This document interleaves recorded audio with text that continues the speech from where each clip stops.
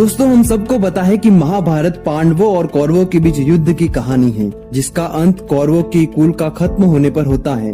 हम सब यह भी जानते हैं कि शकुनी किस तरह से कौरवों और पांडवों के बीच शत्रुता बहुत कम लोग ही शकुनी का अतीत जानते हैं, जो हमें बताता है कि शकुनी बुरा नहीं था, बल्कि हम में से कोई भी उसकी जगह होता तो शायद यही करता, कौरवों के वंश को मिटाने के लिए। तो कहानी शुरू होती है गांधार से, जो वर्तमान में अफगानिस्तान के नाम से जाना जाता है। उस समय शकुनी और गांधारी के पिता थे।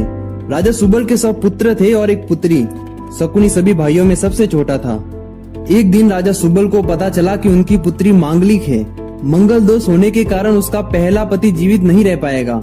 राजा सुबल इस बात को लेकर बहुत चिंतित रहते थे। गांधारी बहुत सुंदर राजकुमारी होती है और बचपन से ही उसे पिता का और भाइयों का खूब प्यार मिला होता है। उसका बलिदान दे देते हैं, ये सोचकर कि ऐसा करने से गांधारी का दूसरा पति जीवित रहेगा और वो एक खुशहाल शादीशुदा जीवन व्यतीत करेगी। बाद में गांधारी का विवाह हस्तिनापुर के राजा धृतराष्ट्र से होता है, जो कि नेत्रहीन होते हैं। गांधारी अपनी खूबसूरती के लिए जानी जाती थी, खासकर अपनी खूबसूरत आंखों के लिए। विवाह के बाद वो अपनी पूरी जिंदगी आंखों पे पट्टी बांध कर रखती है, ताकि वो ये दुनिया अपने पति की नजरों से देख सके। सब कुछ अच्छा चल रहा होता है, लेकिन एक दिन धृतराष्ट्र को गांधारी के पहले विवाह के बारे में पता चलता है। धृतराष्ट्र को लगता है कि गांधारी के पहले विवाह के बारे में न बताकर उनके साथ धोखा किया गया है, और वो ये चीजें बर्दाश्त नहीं कर पाते और राजा सुबल और उनके 100 पुत्रों को बंदी बना लेते हैं और ये सजा देते हैं कि राजा सुबल और उनके परिवार को हर दिन केवल एक मुट्ठी चावल ही मिलेगा, यह सोचकर कि सुबल और उनके 100 पुत्र भूख से ही मर जाएंगे।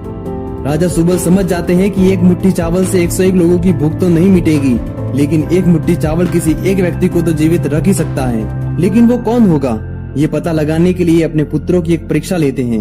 वो एक हड्डी लेते हैं और एक एक करके अपने पुत्रों से उस हड्डी में धागा आर पार करने के लिए कहते हैं। सभी पुत्र परीक्षा में असफल हो जाते हैं, सिर्फ एक पुत्र को छोड़ के, सुबल के सबसे छोटे पुत्र राजकुमार शकुनी।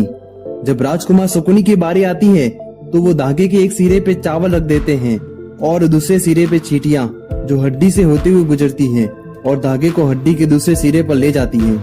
और इस वजह से हर दिन शकुनी को चावल दिया जाता था और उसे अपने भाइयों को एक एक करके मरते हुए देखना पड़ा था।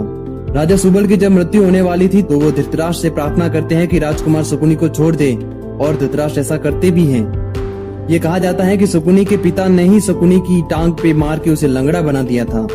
राजा सुबल द्वारा ऐसा इसलिए किया गया ताकि शकुनी जब भी चले तो उसे हर कदम पे अपनी जिंदगी का लक्ष्य याद रहे।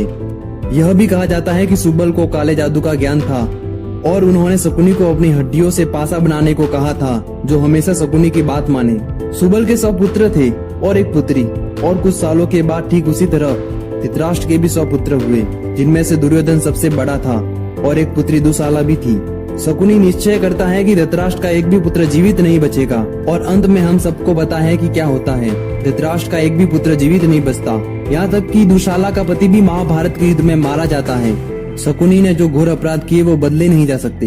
पांडवों को जिंदा जलाने की कोशिश करना, द्रौपदी के चिरहरण की योजना बनाना, अभिमन्यु का वध करना और ऐसे बहुत से अपराध। लेकिन क्या वो बुरा था? यदि आप शकुनी की जगह होते तो क्या करते? अपने परिवार की इतनी क्रूर हत्या होते हुए देखते तो आप क्या करते? ऐसा कहा जाता है कि शकुनी की मृत्यु के बाद उसे स्वर्ग मिला था, क्योंकि वह हमेशा अपने लक्ष्य से जुड़ा था। शायद यही कारण है कि भारत के केरल में कोल्लम नाम की जगह पर शकुनी नाम का मंदिर भी है।